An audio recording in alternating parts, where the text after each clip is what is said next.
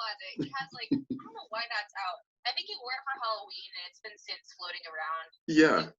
So whenever I close the door, the door, I think people are like, why is there a head of hair behind you? And I'll realize like halfway through my video, and I'll be like, oh my God. Exactly. I watched your video the other day, and I was just like, is somebody's hair stuck? Are they trying to listen? Sure, it's not in the door before I start the video, but the other day he came in during the video and then closed the door, and I was like, now the wig is out. Like, stop hanging it there. Literally and figuratively. Yes. So yeah, I mean, it is what it is, right? We work with what we got. I've had a lot of people message me. They're like, "Are you in a closet?" And I'm like, yeah, pretty much. I mean, you do see the racks and the clothes. You definitely do. That's one of the things that, you know, this discussion is about, you know, just being able to adapt with the changes that are coming. Yeah. And so I came across your post. You might even, I'm not sure if you initially started off as a suggested friend or something, but I just came across your post and seen what you were talking about. And anytime I see people talking about mindset, mind shifting, mind frame, psychology, neuroscience, you just get my neurons going.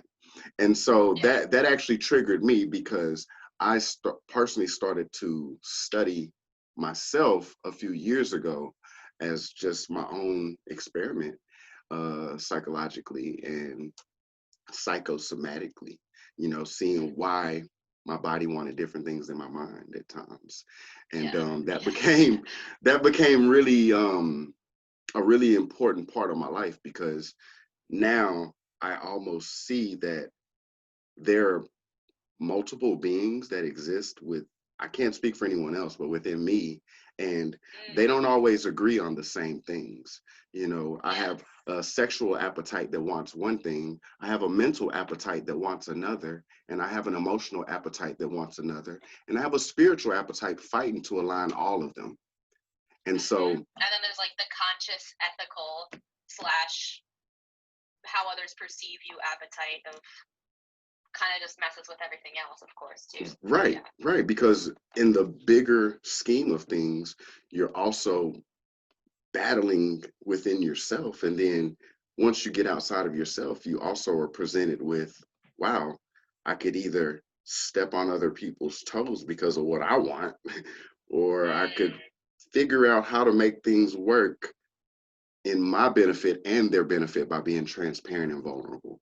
And that's been a challenging thing, because I'm not instinctually vulnerable. I'm really instinctually secretive. I think most of us have been conditioned to be that way from various levels of hurt, or, you know, everything. You know, there's this idea of like private life and public life, and I think social media has started to kind of fuck with that, a little bit. Go ahead. Because especially during COVID, with social media now existing during a time when people are not in public as much. Exactly. Private life has become public life, and so even private life on a social media sense has become less authentic. Either that, or it is really vulnerable. You're either very vulnerable and raw with people, or you're dressed up on the top and you're wearing sweatpants on the bottom, which I am not talking about myself right now. but like you see what I mean, right? I do. And then there is this comparison game we play with ourselves and other people. Wow, their life is so great behind closed doors, but we don't know there is really no such thing as closed doors anymore with social media. So that kind of messes with our entire perception of what, you know, feeling like we're behind or feeling like other people have it figured out, when what you present in a social media sense is often the same as what you present when you're dressed up to go out. And, you know, and it's almost, no, it makes plenty of sense. It's almost like where we're transitioning to, that social media platform, internet has made it to where I want your personal and your public life, and you don't get any privacy anymore. You know, and and to understand that one doesn't take away from the other. That to see and understand that you can be in a place of authority and a place of helping people with them seeing both sides. And that's why, like, some days I go live, I put makeup on, I look cute. Some days I'm like, I just rolled down a bit. Who wants to hear what I'm thinking about? Because like it doesn't matter. Like people want to see that. They feel more connected to you. I think. And so why do you think people want to feel more connected now with technology in comparison to when we just allowed people's private lives to be separate from their public image?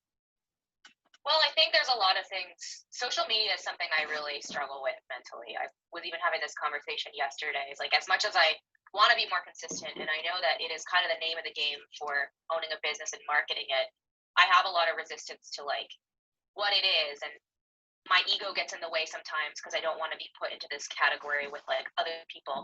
And that was specifically persistent in my head when I was fitness coaching. So I've had my own fitness coaching business for like 2.5 years, and I didn't feel aligned with it anymore. I'm kind of transitioning the way I focus on that. I'm going to still do fitness coaching, but for now I'm doing mostly the mental reprogramming stuff because to me that comes first.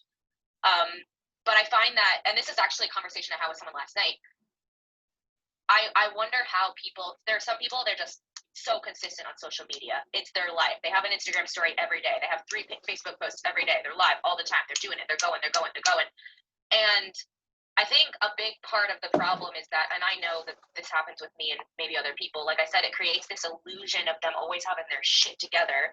And then we play the comparison game. But it also has a way of creating this image of them, but we don't ever feel super connected to them on a human level. So you have these social media, particularly Instagram influencers now, who are famous. They are celebrities for what they do, who they are. And there are these categories of authenticity. So if it's a fitness person, every fitness person is going to have a unflexed versus flexed photo and some kind of post about the difference. But even that is like this feigned authenticity, because that version of authenticity is in a box of like the expectation of the different posts that you should make as a fitness influencer. Yes. Everybody's doing it. So it has become not authentic. And so I was just talking to someone the other day about being hard on myself and saying, like, I'll be present on social media for like a few days at a time. And then honestly, I go dark. I go dark for 5 days and people are like, where the fuck did you go? And I am exhausted, emotionally, physically, mentally exhausted. And I've realized that when you put yourself out there authentically, that's a lot of emotional energy that you're giving away. And when you take back some of that authenticity and you put it out there for the sake of putting it out there and not for the sake of connecting with other people and being authentic, you can keep going because it doesn't take as much as your energy. So for me, like, to be drained by being present all the time is to be putting your true self out there. And that's why I think that there is almost, I like that. You have to sacrifice some level of consistency on social media to be authentic. And maybe this is not the case, but I don't know if I'm just going in a couple different directions now. But no, you're I think not. the problem that we're having with connecting is that we're prioritizing consistency on social media, whether for an engagement, increasing following, marketing, at the end of the day, really more of a money-making endeavor. Whether for any of those reasons or another, we're sacrificing what allows us to really connect with people for the end result that we're looking for. And we have interactions. People read our posts. Maybe they feel connected to what we're saying, but they seldom feel connected to like who we are as people. And people become products. I don't know. I like that. People become products, and they become results, and they become end goals rather than like people. Like, you hire a fitness coach on Instagram because they did something and they have clients, and you're looking at what you can become, but it's not always like a emotional connection to that person. And I think we really crave that, and we really need that back. But to have constantly this fight between people who really want to make a difference and really want to be authentic, there's this fight in their head between showing up authentically and being consistent enough. And I just think maybe that you've got to recharge if you're gonna. It's hard to. I'm big on recharging. I totally agree with the recharge, because the amount of psychic energy it takes for me to even pour into social media, like you said, it's draining. It's draining. And I often see that, like you just, I didn't even think of it this way, but like you just mentioned, I'm focused on the end result and not even being my genuine self. And so that in itself is draining me just by not even attempting to be genuine. Even before this video, I was just like, how do I make it perfect? How do I start perfectly? How do I start perfectly? And I'm like, dude, perfection comes with consistent inconsistencies. and Yeah. and Yeah. so I'm just trying to allow myself the room to perceive what's inconsistent and imperfect to me, and let other people tell me what it is. Because I get so wrapped up on what other people's opinions are, which I think many others do. And that's why they focus on that end result more than creating that quality, genuine expression of what they're just trying to Yeah. share and project. Yeah. Because oftentimes I'll get on social, well, I'll just look back at an example of myself when I first started in real estate. I seen that I had the opportunity with social media to live a life that I'm not living, because no one can come to me or come to my house personally and tell me what kind of life I'm living. So I've decided to always be that I was always positive behind online, and I'm doing great in real estate, and I'm in my suits and all this stuff. But the truth was, I was I just got my license. I hadn't really sold anything. I was just glad to me that I got into real estate. I didn't even think about making money in it. But when I start seeing others making money in it and I start comparing myself, then I start feeling insecure that I'm supposed to be in a place that I'm not. And Yeah. so then that argument, that fight with myself began to say, hey, you're supposed to be here already. You're supposed to be there already. Instead of just simply accepting the fact that where I was at that point in my life was exactly where I needed to be, because that's what my life has manifested. Didn't manifest what someone else's life has already worked for them. And I'm getting more and more comfortable not to even compare myself to other people, because I realize when I'm living in Thomas Andre Hopes's most genuine being, nobody can compare to me. Why? Because I am an individual. You are an individual. When you're living in your greatest being, which is mentally, physically, sexually, and spiritually aligned with yourself, you're people are literally watching you walk around in a glow. They're watching your Right. aura, and you might not be able to see it, but other people see your aura. And I have started to realize that I shouldn't be so critical on myself anymore, because there's something else that other people see that I don't even see in myself. And it's the same with me when I see other people. Like when I reached out to you, I was like, it was just a light, because not many Yeah. people have the conversation or the conscious awareness to even realize the things that are going on outside of them, let alone within them, that they're manifesting. And so I was just, Oh yeah. Yeah. Oh wow, so much. And I think from even from like a business and marketing perspective, from a perspective, and this is the reality, right? Like there are people who buy my stuff on social media, and I openly talk about business too, because like I know what it is to be marketing yourself, and mm-hmm, I've had a couple business coaching clients, and I find that like with this feeling of needing to be present on social media all the time, we now have software like later.com and things that mm-hmm, post your post for you ahead of time. And several business coaches I've had have been like, look, if you want to be consistent enough, you need to batch your content. You need to pick one day of the week that you write all of your social media posts. And I swear I could never get connected to that. I could never batch. And I've coached people to start businesses and they've done well. And and people have asked me for advice. How is your content always so good? Like, how is your content always so connected? And why do I feel so connected to it? I'm like, look, I write it in the moment. I can't yeah, sacrifice the meaning of that. So I think that that's where you see another level of authenticity lost, is when we sacrifice how much we're putting out, right? Quality over quantity. So there's that. You're less connected to it. But then also, you said about comparing yourself, and in terms of a marketing sense, like wanting to assert yourself as an authority in your field on social media, mm-hmm, because you think that you have to be an authority in your field in order for people to pay you. right, And I think the problem with that is that being an authority in your field is all about emotional connection, and it's all about having that emotional connection with somebody. Like, and that's just what this is what I tell people all the time when I'm coaching them to be like personal trainers online. Like, I'm like, people, there are trainers with 25 years more experience than I have, mm-hmm. way better trainers than me. I know about fitness, but they know about fitness. I don't pretend I'm 25 years old. How could I know more than them? They started when I was not born. And I recognize that.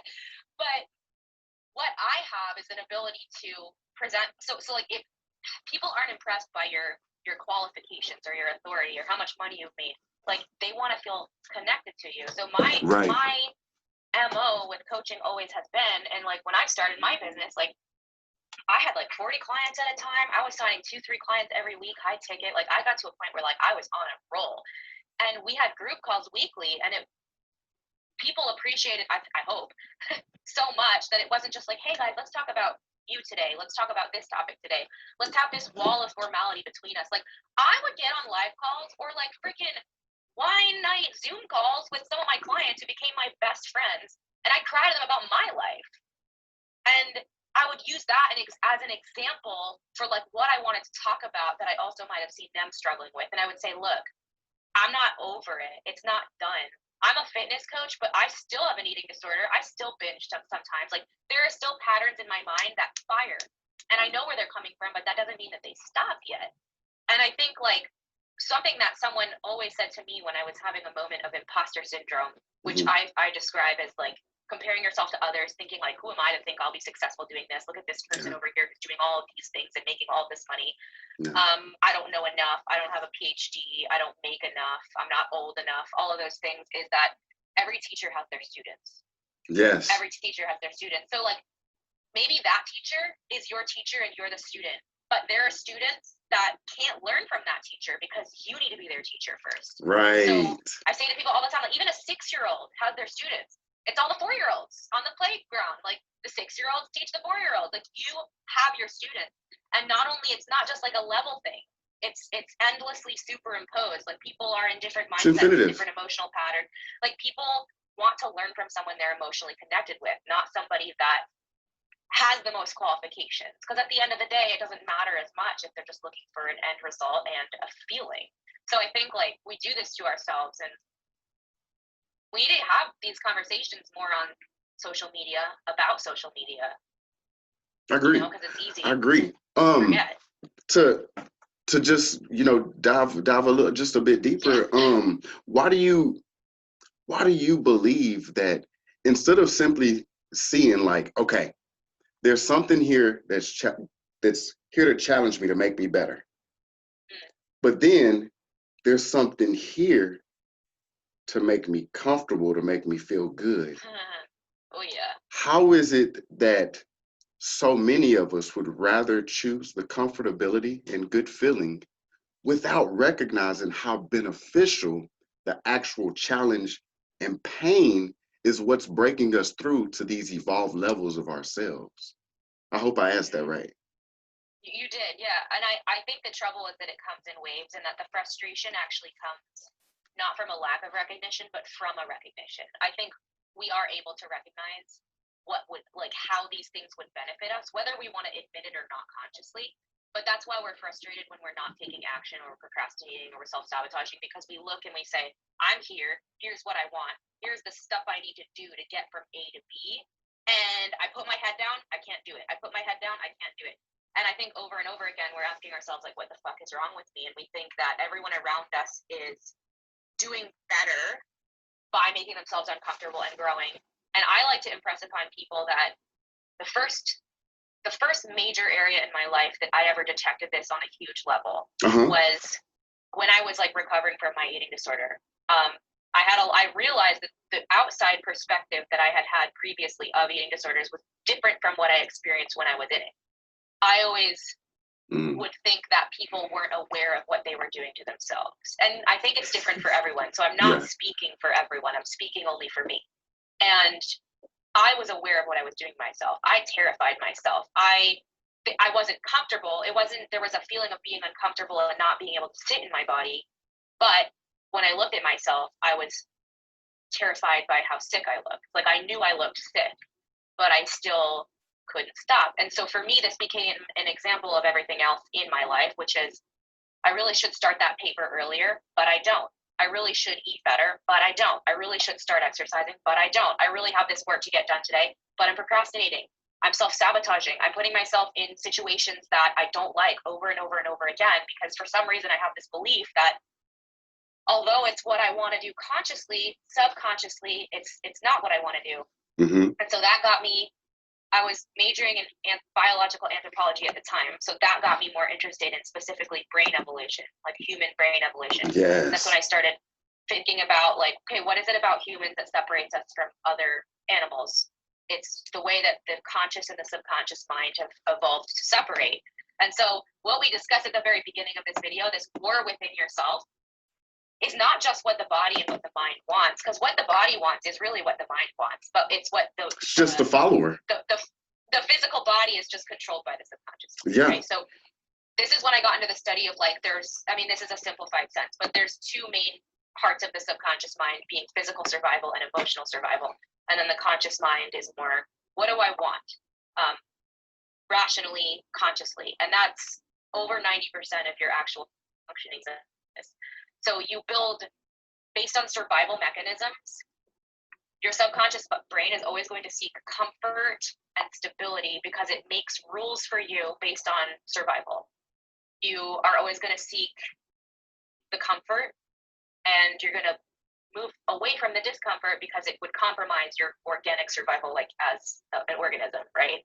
Right. And in an emotional sense, there's the limbic system of the brain, which is responsible for all of this emotional programming from a young age. As you're young and you have experiences, you start to program in a similar idea, your emotional ideas of safety. So if there was ever a time that you felt a certain emotion or a certain traumatic event happened and it made you feel unsafe or something happened, your brain is going to create an agreement, which turns into a deeply rooted belief system that perpetuates as you get older, that says, I have to put myself in these situations, or I can't feel this way during this thing, or I have to avoid this. Because emotionally that means survival. So I think for me, the biggest thing to understand is that it makes you human. Like it not everybody has an eating disorder, but my eating disorder was not a result of me being royally fucked up. It was some kind of circuitry issue that happens to certain types of people because of the way that the human brain operates. And this is not to disregard mental illness. This is actually to understand it better, I think. But to understand that it's not anything wrong. It's a pattern created by the way our brains are. So to seek comfort is a product of your subconscious brain wanting to just survive. And so then you have to have this conversation with yourself that is, we live in a world now where our conscious brains want so much more than just to survive. Like, we want to be happy, we want to be fulfilled. If you tell someone you're surviving, that's a negative thing. You're like, I'm surviving. You're not like, I'm surviving. I mean, maybe this year you're like, I'm surviving. But for the most part, like, we want so much more than that. Yeah. So you have to give you have to and this is where you have to start observing yourself, figuring out what behaviors of yours aren't in line with what you want. Take a look at the patterns those behaviors create. What belief system might be beneath that? If you have any memories or incidents that you can remember that may have like started that belief system, get underneath it, try to affirm and really work on changing that belief system. It'll be easier to do things. It'll be easier to do new things. So especially in the fitness realm, this conversation that we have about discipline is often in bad taste for me. We think we can overcome anything with discipline, and discipline is conscious. Over 90% of your functioning is subconscious. We need to be understanding that the discipline shouldn't be towards an immediate, instantly gratifying result. Right. Like going to the gym, or like the discipline needs to be towards, I am doing this training on my brain so that over time these things get easier.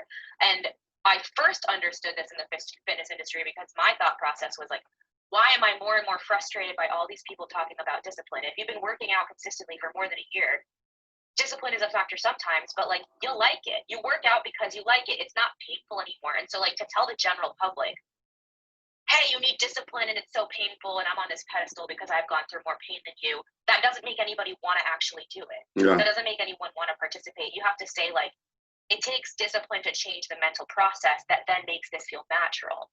But you have to seek the discomfort as a habit. And that's the part that takes discipline. So change. You almost have to. It's everything. It's so much. No, absolutely right. It's an ongoing conversation, of course. But just slow down and highlight on the power of belief.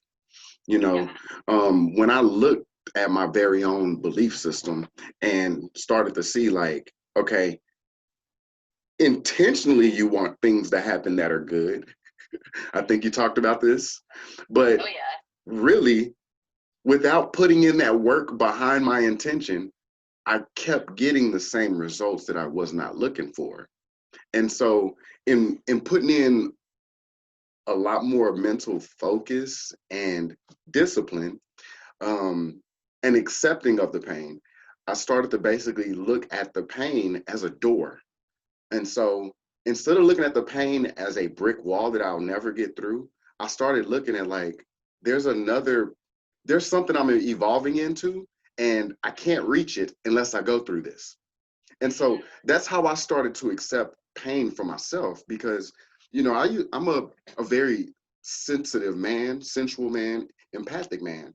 And so to even grow up in a patriarchy where it's not normal for a man to be so sensitive and sensual, that I had to put on an entirely different identity just to get along in the world.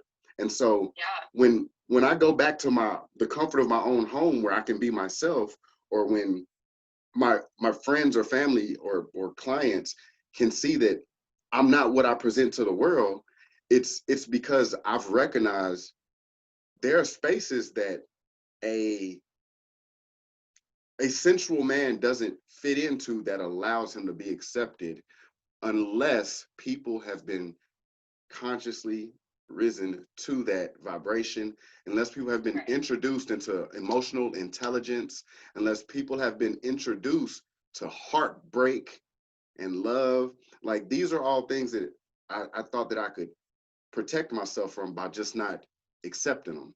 But what ended up happening is all the things that made me afraid in life were a lot of things that made other people comfortable in life. And so the comfortability of just wearing a mask and acting like my persona, it started to destroy me. My I didn't even feel happy when I was supposed to be happy. And so that's when I really started to be like, Thomas, you got to take a seat. You got to sit back. And it really wasn't until I actually started having seizures 6 years ago and was diagnosed with epilepsy to where I literally started studying my brain and myself, because at that point, I started to see something even bigger in society. I started to see like, I grew up in a neighborhood where there's it's overwhelmed with fast food, alcohol, and religion. And then on the other side of 35 in Congress, it's overwhelmed and overflooded with great education, and more resources, less liquor stores, and more opportunities. And so I started to see like, in a sense, my environment is helping me not even to help myself because of what I think of myself from the environment. And so I started to take the environment and take how I felt about myself, and I started to look at other men in different places. And I started to say, well, this man's different from me, or I don't like this man. But it led me to study people I didn't understand.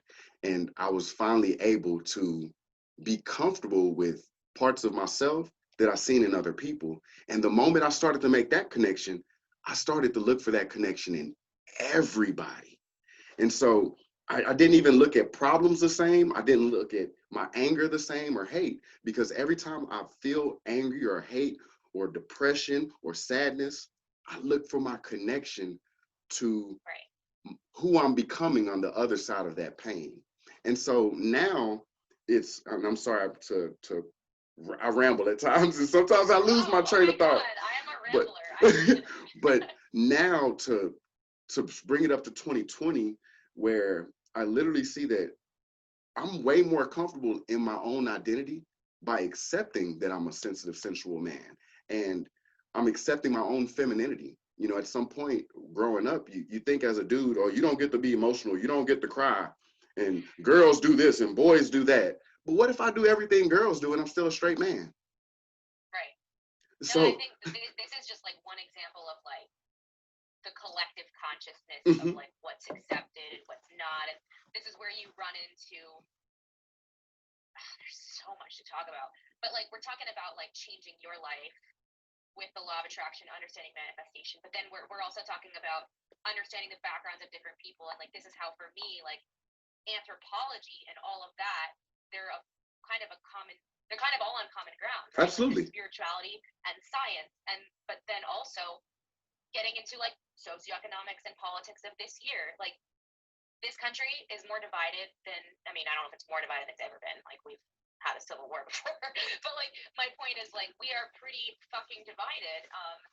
And one of my, I just connect the dots on everything. Like one of my frustrations is talking to friends on either side of the spectrum. Mm-hmm. Like I'm from New York, moved my ass down to Texas, and now like I have friends from both sides, as you might call it. I Mm-hmm. don't like talking about sides, Yeah. but just really different perspectives. That's actually one of my questions.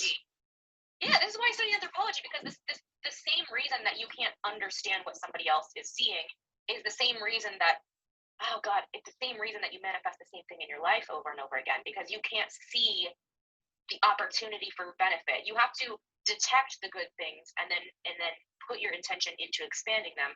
And that's manifestation. But you first have to change your perception, because if you're looking for the bad things, the things that you're conditioned to see based on where you come from, you're going to see more of what you're conditioned to see. You look around the room, I tell you to look at blue. You're going to find all the blue things. I tell you to tell me what's red. You're not going to know. And so, and that was not political, blue and red are just total random colors. But like, it makes sense though, because people, like what we do collectively with each other is also what we're doing with ourselves. We get stuck in this place of conflict with each other, and we get stuck in this place of conflict with ourselves because we don't open our perspective up to seeing more. Our belief system says A, B, and C exist. You're looking around and there's Z everywhere. You can't see it. You literally don't know that it exists. So like changing your reality is just changing what you believe you can see. And I think that doing this on a personal level is really powerful, but doing it on a collective level is just going to be really powerful too. And that's why it's important to have accountability partners. You know, for anybody, you know, listening, if you are looking to actually make a change in your belief, first you have to accept that it's okay to change your belief. Like, the universe is honestly conspiring to give you what you want. And so changing your belief, the universe is not going to say, I don't believe this. The universe is going to say, oh, you believe this now? Well, I'm going to work towards this. Oh, you believe this now? I'm going to work towards this. Yes, because like, I think it's Joseph Campbell, The Power of Your Subconscious Mind, that we talked about the other day. But it's like Joseph Murphy. Joseph Sorry, Murphy, I don't mean to correct not you. Campbell. It's like one of my favorites. No, please do. Yeah. And so in there, literally talking about the power of habitual thinking. And this is where I see people mix up the law of attraction and the law of intent, because we will talk positive words because we know positive words, but we don't know positive actions, and we don't know positive reinforcement, like B.F. Skinner has coined, with negative reinforcement. And so many of us, we get wrapped up in the negative reinforcement, and we end up almost idolizing our own detriment. And so me personally, for me, it was the music I listened to and the TV shows I watched or movies I watched. And I started to look and be like, why do I call myself these degrading things? Why do I call people I'm supposed to care about these degrading things? I mean, of course it sounds cool, it's sensational, it's funny, but I eventually start using what Don Miguel Ruiz taught me in the 4 Agreements. And I started to be impeccable with my word and mean what I say and say what I do. I started to do my best. I started to not take anything personal. And I started to actually put these things into action behind my words. And I literally began to see my own belief system change in front of me. And for the first time, it started to make itself clear to me. See, my belief system and religion and spirituality was all bundled up and wrapped up into something that was haywire. But when I started analyzing and reviewing myself and my own belief system, I was able to say, okay, this wire goes here, this wire goes here, this wire goes here, but they're all flowing through me. And if I could just allow these wires to to maximize their potential, you know, then I can actually operate as a better human being. So when I got around other people who were actively doing this work, it made it easier for me to be comfortable with changing my beliefs, because then I started to see, oh, there are people who are also changing their belief system that they were given by someone. Right. And, Right. and that goes into Boundaries by John Townsend, I believe, when they talk Look about at you. when they talk about breaking up with your parents' belief system. You know, a lot of us don't even have our own choices. Like you said, it's a lot of it is coming from subconscious programming and the instinct to survive. Well, when I started to look And the at instinct, yeah. Sorry, it's stronger Mhm. for some than others, and that's where, just don't mean to butt in, but No, go ahead. there's very little like addressing that, this whole self-development mindset manifestation. Like, we make it really accessible to a certain group of people, and it's by default less accessible to another group of people. And I don't often see figures on social media very sensitive to the fact that like their words about you can do anything and anything is possible and speak it into being, they don't make it clear that like you have to change your conditioning, you have to change your belief system. That process is a slower or an easier or a And faster process sometimes for your some people than environment. others. Like, you have to acknowledge that structural violence, like, it is a privilege to take this information on and even learn about it, and you have to do it where you're at. It's about improving your life where you are from one place to the next. It's not about getting a convertible or comparing yourself to what someone else has created. I love when you talk about that.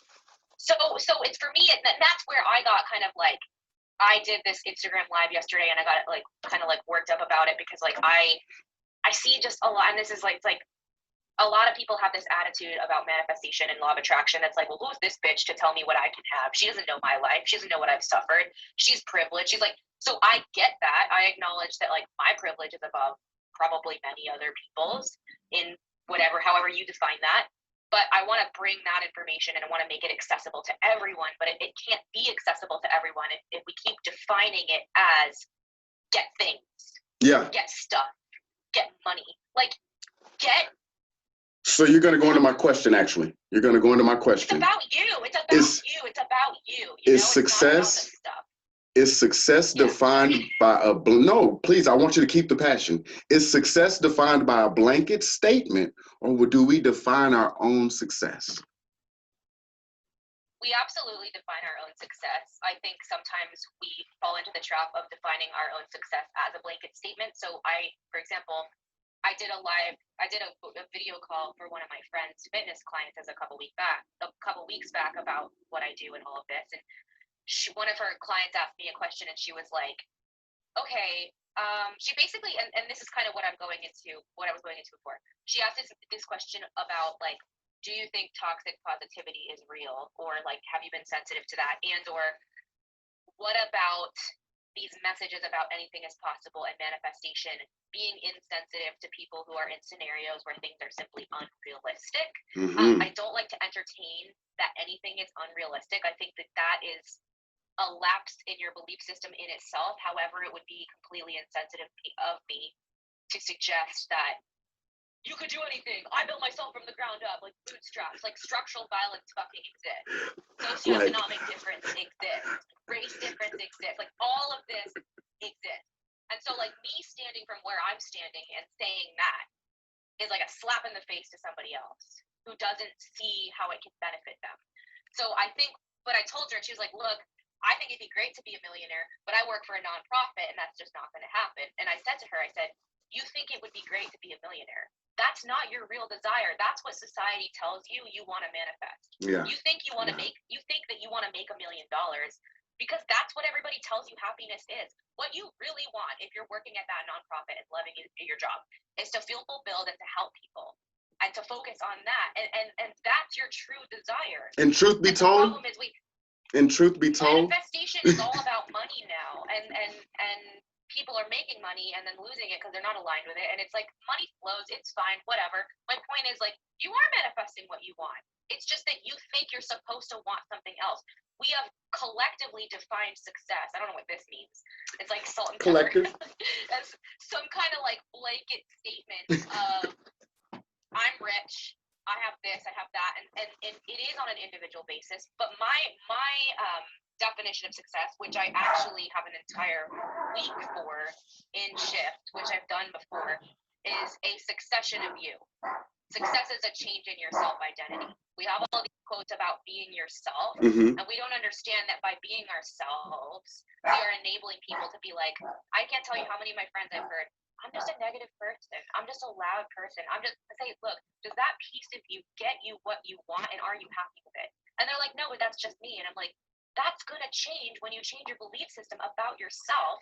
And that belief system about yourself has everything to do with why there's a space between where you are and what you want. You can't close the gap. Changing your belief system is going to change your actions. It's going to change your habits, your thoughts, your emotions, your reactions. Those things are who you are. Those things are your identity. So changing your belief system is going to change your identity. Changing your identity is going to bring new things about. Manifestation is about changing who you are, but not in a bad way. It's not about being inauthentic. It's about being authentic, but being the most evolved version of yourself. So when I think of success, I think of that movement upwards. I think of you succeeding yourself. The byproduct is the physical stuff. When we think of success, we have this vision of a car and a house and a family and money and whatever we think of. And like, I want us to think of success as a figure, a human. Like, success is the person, not the thing. And how's your 12-week program? You can even go into it. How's your 12-week program assisting in being a liaison to helping people do this? Yeah, I mean, so the whole first month goes over the law of attraction. It addresses like misconceptions, and it's basically law of attraction 101 for the skeptic, like me, who's like, fuck this woo-woo bullshit. So it's a whole month of what it means to be unattached. What is the science behind it? What is the concept behind it? What is the history behind it? Like, what have philosophers said, scientists said? Like, how can we look at this from all different perspectives? And then also build a daily routine that puts my mind in the right headspace. Every week you have an assignment that you have to then add to that routine every morning and every night. That starts to recondition your mind to create this success that we're talking about. The second month, the second 4 weeks is all about science of the evolution between the subconscious and the conscious brain. There's some neuroscience, some psychology. You start to become more emotionally aware. You start to understand like the physicality of your emotions, what's causing them. So in this month, we do a lot of digging into your habits and emotions, figuring out why they happen repetitiously in a way that prevents you from what you actually want to create, doing some digging and figuring out what might be the belief system or the belief systems that are causing all of these things, and then getting proactive about trying to change that belief system instead of just being proactive about manifesting this new thing, because that doesn't happen without that root work. And that this month is a lot of science. You learn about the science of brainwaves. You learn about the science of, like I said, the separation between the mind. Like, because for me, I'm a very science-based person. I need to know tangibly that there's feedback. When I go to the gym, instant physical feedback. I know that what I'm doing is working. When I do practices, meditation, I need to be able to see in my mind's eye that I'm changing networks to understand that it's a physical change, just like the gym. Otherwise, I won't stay consistent. Yeah. The truth is, if you're running late on time, you want to meditate, you want to go to the gym, which one are you going to do? You're going to fucking go to the gym because we're humans. We love the physical. We love the adrenaline. And I want to shift that. Yeah. And I can tell you the brain science of the adrenaline, and that's all in there too. And then the last 4 weeks is on self-identity and success. It's about how your self-identity is going to change during this process, how to accept that and change your perception of what you thought that meant. Change your perception of success from I place emphasis on the thing I'm acquiring to I place emphasis on the change within me. And that's the chorus. So every week there's an assignment and there's a community. We have a group call every week. I think there's 10 people right now, but I'm one of them. Just fill it up. So that's wonderful. That's wonderful. And you know, again, just to stress y'all, you know, mindset, changing your mind frame, wanting different things in your life are all rooted through shifting. And so don't look at shift as just a blanket statement, just a term, just a sales pitch, because you have to actually be in a space to accept shifting before you can even understand what Megan is trying to tell you. And so Right. that kind of goes with me eventually learning that I'm not here to help everybody, because everybody's not here Yeah. to change themselves and want different for themselves. And so Yeah. I like shift because now that I'm comfortable with shifting and changing, I always see people now who are going through these same things in their lives. And so it makes, Well, yeah. it's like a Yeah. invisible threaded community that I'm a part of now. And it's a good feeling. It's a good feeling. Well, and that's the law of attraction in action. It's like kind of, I described this like a couple years back. I don't know why, but like my boyfriend and I at the time were like, oh, we love, like, we went through this phase where we like white Jeeps. I was like, I'm gonna get a white Jeep, and like, I don't want a Jeep. I just went through a phase where I like Jeeps. I don't know. Point is, I never thought I saw that many white Jeeps. I remember at the beginning being like, I never really see anyone driving like a white Jeep. And I swear, for like the next 6 months, we were tallying them up. They were everywhere. Yeah. And I was thinking at the time about how much of an analogy that is, because like I didn't see it before because I wasn't looking for it. I didn't see it before because I wasn't tuned in. I didn't see it before because I didn't believe they were ever on the road. And as soon as I decided that I believed that, it happened. So it's happening every day. It's happening all the time. When you change the way you operate or your belief system, or you start to play chess, you just start meeting people who also play chess, and you're just emanating that energy. And that invisible thread, it is the law of attraction. It happens with people and scenarios, and you can just see that as an example of, for you, those people didn't present themselves in your life until you had an understanding on a base level that any of this existed, which is why I try my best to hit the people that aren't where I am yet. Like, it's not a level thing. No, you communicate to people where they are. But they're, like, I'm trying to hit people in a way that they can understand, rather than just being like, hey, I manifested this thing. And like, I think it's so simplified. Like, we talk about manifestation like it's ask for it and it happens and I'm rich. And I want people to understand that, like, it's about waking up and not being able to get out of bed because you're so anxious about your life and you can't figure it out. It's about having whatever, being unhappy. I don't know. It's about like those really small mundane things day to day that you can change. Sacrifice.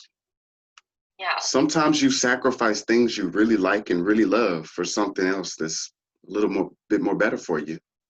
And the amount of pain that just comes with that sacrifice is something that I believe people who want to change will begin to get comfortable with, because you simply see that you're not losing something, you're gaining something greater. But and I always think of pain too, of like, my parents used to have an old hot tub, and we would jump out and roll around in the snow and jump back in. And it would hurt. It would burn your skin because the contrast between the cold and the hot would be so great. So for me, pain is just contrast. It's something that is outside of what you're currently in, but it's not inherently bad. It's just that it's different. And once you're there for a while, it doesn't hurt anymore. Well, in the ancient times, negativity wasn't even a term. The term was neutral, because all of life and power comes out of darkness, chaos, and neutrality. And so simply getting up to this day and age where we're saying something's negative and something's positive, many people aren't even able to use neutrality to their benefit because they're addressing it as something that's bad. Yeah, well, and this is like what Abraham Hicks says too. She's like, there is no darkness, there's just the absence of light. Like, you don't turn a light switch on to flood the room with darkness. You just turn off the light and it's dark. Yeah. It just is. So what we perceive of as negative isn't inherently bad. We define... It's our lack of understanding towards it. Yeah, well, we define negativity in terms of it is the opposite of what I want. That's it. Yeah. So what you see as bad is just the opposite of your desire. If you want to lose weight and you're not losing weight, it's not bad that you have extra weight on you, but you perceive it as negative because it's the opposite of what you want. Yeah. And this is why, like, people want different things and see things differently based on negative and positive. So when you see it that way, you realize that you're never getting anything bad. You're just failing to create what you really want. Yeah. And I like that. You should get proactive about that. I hear that. Yeah. So, just in wrapping up, I always like to ask people a few things. And one of those things are what I wish I could have shared with my 18-year-old self. There were so many things that at 18 that I thought I knew, that I thought I wanted. And now here at 33, I see that I wish I could have gave that young version of Thomas Hope some advice. But I also see where I am attempting to reconnect with just the simple joy that that younger version of me had that wasn't really affected by the world yet. And so, what would you tell your 18-year-old self? I know you shared with me, but I'm looking for you to share with everyone else. I think particularly for me, just because of where I was when I was 18, which was falling into the eating disorder, like pretty deep. I think I would just tell myself it's okay. Like, you're okay to exist without trying so hard. Like, my belief system was that I had to work so hard to be acceptable. And that was superimposed onto my body, but that belief system ran through several things. Mm-hmm. And I guess I would just tell myself, like, as many times, as simple as it sounds, I would just say, you're okay. Like, I don't know if that, like, you're okay, you're loved, like, and also, like, you can change and, like, trust. Because a big part of, like, being afraid to change is, like, not trusting that it will be okay. So one of my clients right now, who I've been working with for a while, I don't have a ton of fitness clients anymore, but she has a history with an eating disorder as well. And she's finally coming up to that point where she's just like, I'm ready to let go. I have tried to decrease the exercise. I have tried to stop binging. I have not taken the exercise out without then making the food more controlled. And I'm ready to just let go of both, but I'm so terrified of what happens when I don't control anything. Mm-hmm. And I remember that feeling, and I went through like several waves of that experience. And I think I would just tell myself, like, no matter what the outcome is, when you release control, you're going to be fine because you're already good enough no matter what happens. Like, I don't know if, but that is essentially faith. And that is the law of attraction. Like, when you have a desire, you have to put it out there and let it go. And that doesn't mean that you don't put the work in. It just means that you're not putting the work in out of fear. You're putting it in because you want to be putting it in. You're putting it in because you're aligned. Yeah. I was exercising out of fear 6 hours a day. I would tell myself to stop doing that. I actually only got into real estate because I didn't think I could. There you go. I didn't think I deserved a better life. Prove yourself wrong. Yeah. Like, you have to silence that ego sometimes, because it's not always there for you to survive mentally.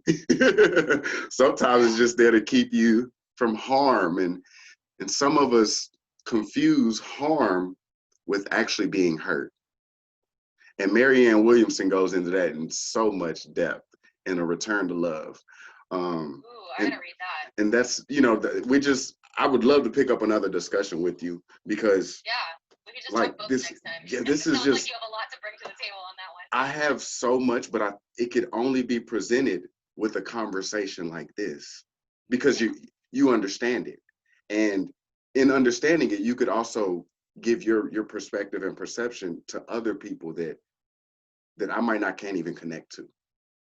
Yeah, I actually, my shift has an entire reading list of resources that I just completed yesterday, and I'm so excited about it because it's the course itself. Like, I wanted to cite anything I used, obviously, to help me construct it, but I also wanted to give people an opportunity to hear the information from like so many different perspectives that they just think it's the whole thing. Right, because we're talking about the same thing from different perspectives. It might sound different, but ultimately we are trying to get to the same nucleus. Exactly. Yeah. So one of the last questions I like to ask is, because being in real estate, I often see that we're not only buying houses, renting homes, picking a place to live at, but I started to pick up that some of us, we grew up in different circumstances, or better yet, we're buying a house for circumstances that are different now. So in cases where a couple might be having their firstborn child and they're looking for their first house, I started to realize like, wow, like these people are combining their powers or their forces. And so it almost started to be a thing where in watching these people combine their powers and their forces, um, I was like, what is this bigger scheme of things I'm not seeing? And so I say that to say, oh, it's all okay. I say it to say, what is this bigger scheme of things? And so the bigger scheme of things to me ended up being what makes a house a home. And I, like so many others, have a special thing to feel about that, special way to feel about that, because I grew up in a house where we think we didn't have a lot, but we grew up with so much love and abundance. We grew up with so much love and abundance that not having a lot really didn't even throw me off. What really threw me off was being in an environment where I thought I didn't have a lot, but because I was over flooded with love and abundance, I never really was unhappy. I more so looked for things to be unhappy about, because I kept associating my happiness with the external world, and kept, and even right now, my mother teaches me so much about having gratitude and just appreciating where I'm at now. And I never really had that temperance or temperament because I'm always living in the future. And so I like having the humility to be around people that say what makes their house a home. That's what I'm getting to. I can ramble on, but I'm getting to. I saw that question on your calendar invite. You asked that question, and I was Yes. like, "Oh, this guy's got it." You're like, this is gonna be a good conversation. And I said love. Yes. But I'd also just recognize that like there's so many talks about abundance, and usually on social media, abundance it's a conversation about money, especially in like the high ticket entrepreneurial community, which like as much as I love it and am a part of it, there are parts of it that are just like, we're getting this wrong. That's why what you do is so special though, because when you talk combining spirituality and science, you had me. Because I literally, I refused to go through the world anymore, not connecting the two. I was like, how is God a scientist and we keep separating shit? No, I think the interesting thing is like even in high school and when I started college like years ago, like I always wanted to combine art and science. I wanted to major in biology, brain science, evolution, and I ended up going with the biological anthropology because that to me is more of a humanity as well. Mm-hmm. And art. I have an art degree too, and for me, like art has always been like a spiritual experience, and I never really like understood it at the time in the way that I do now. But I think that's what I never got. I was like, no, like everything is science. Yes. Nothing that exists isn't science. And art. Why would we separate them? And I'm seeing now, I'm connecting the dots as well with what I do now. But to me, the feeling of abundance, the feeling of gratitude, like when you, like Joe Dispenza calls it like heart coherence or heart swelling, and you feel that like swelling coming from your chest. Yeah. That's what you need to feel when you're doing affirmations and you're doing gratitudes, and because you're not changing your vibration if you're just saying things out loud but you're never saying anything about them. That like excitement, that is abundance. And money usually follows that because like well-being and being in alignment with yourself usually follows that. It's not because it's magic, it's because when you're in alignment with yourself, you start acting out of authentic alignment and you start creating and doing things and finding people that are acting out of authentic alignment. And when you're doing so, you connect with more people, you get more opportunities, and like the result of that is usually making more money because you're not doing anything that you feel like you have to be doing just for the money. Like you're doing it because you're aligned with it. And this is where the conversation gets difficult because again, certain populations of people will always feel like they have to do more exclusively for money than others. Not everybody has the freedom to like think that way. Mm-hmm. And I want to find a way to like get that information to reach people in whatever corner of understanding it can reach them. Right. So for me, like I guess what makes a house a home is like what makes anything a home. Like what makes Mm. it's the same reason, it's the same thing that makes work fulfilling. It's the same thing that makes money fulfilling. It's the same Like thing that. that makes anything fulfilling. And it's just love, which I consider to just be this heart swelling feeling of being in alignment with like who you are and what you're creating and what's around you. Mm-hmm. And having a belief system that lines up with what you want to create. That's, I think we have all these definitions of love that are different than it's, we separate one version of love and we call it the whole thing. And love is just, it's all of the good feeling. I can't wait to have a discussion about unconditional love and love. Yeah. Oh, and yeah. I think that'll be a good conversation in itself. Yeah, we should definitely do that. So in closing, you know, share a little bit about where people can find you, because I ultimately want to bring you on so people can get in contact with you, hear the type of person you are, and really just get a really good understanding of your vision. So where can they find you at on social media? Yeah, so on social media, Facebook, obviously, I am tagged with this video. So you can definitely just DM me. I always answer my DMs. I also have an Instagram. It's Megan.Robitaille, same name as here, but with a dot. And I have like shorter form videos on there, stories. You know, it's good to like follow me on both platforms because they're a tiny bit different. Mm-hmm. I also have a Facebook group for people who are interested in shift or looking to shift. It has like 100 people in it or something. And it's just a free group, but I do try to go live in there. I'm doing like a Q&A tonight in that group. And that is linked in my bio here on Facebook, as well as the information link for the online course itself, which is also linked in my bio and most of the last few posts that I've posted. So, or if you really can't find it, just message me and I'll be like, here's the link. But the link is really just for info. Of course, like the price is listed and like you can buy it or whatever, but there's also an info video that explains everything in the course, how it's laid out. So if you just want to like know more about it, you can click there too. And yeah, I guess the main thing is that the course itself is at like a discounted promo price until the new year. So today and tomorrow are the last 2 days that you can get it with like a pretty hefty discount. So I would say if this is something that, and you never lose access to the course or to the Facebook group community. So like if you're like, look, I really want to start this, but I can't start it for a month or two because I'm so busy, I would buy it now, get yourself in the community to where you're immersed, and then you can start it whenever you want. I'm not going to remove access for people. In fact, like I think it makes sense for them to have it for longer. So once they get through the course, they can go back and whatever they need to do. So. Perfect. It's self-paced. Remember that it's self-paced, but she's giving you the opportunity to get it at a reduced price before that new year gets in full swing. Yeah, for sure. So yeah, so definitely like, I mean, you could buy it after the new year as well, but it's nice to like know you're getting a discount. Yeah. Do you have any events? I think you just mentioned here a moment ago you have a live coming up later on today, but do you have any other events or things that you could share with the audience that's coming up that they should be aware of?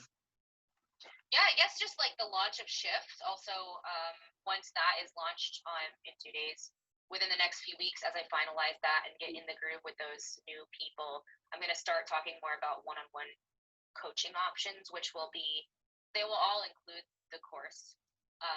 But I'm gonna delve back into some fitness coaching, but from a different perspective. It'll be much more of like a mind body, like you're going to be held equally accountable for these components. So yeah, I guess I'll be announcing more about that. For the most part, Shift is the main event, and I've started doing a Q&A in my Facebook group, which again is linked in my bio for Shift, every Wednesday night. So tonight is the night to come to that Q&A. If you have any questions that you want me to answer about the program, just it. Or you could message me. But like I said, it's just fun to like get on a live video and see what other people are asking and things like that. So right. Yeah. Right.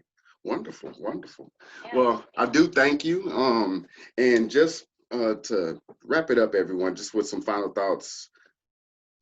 Manifestation, shifting your mind frame, shifting your belief system. These are all things that are constantly evolving and changing within us and around us.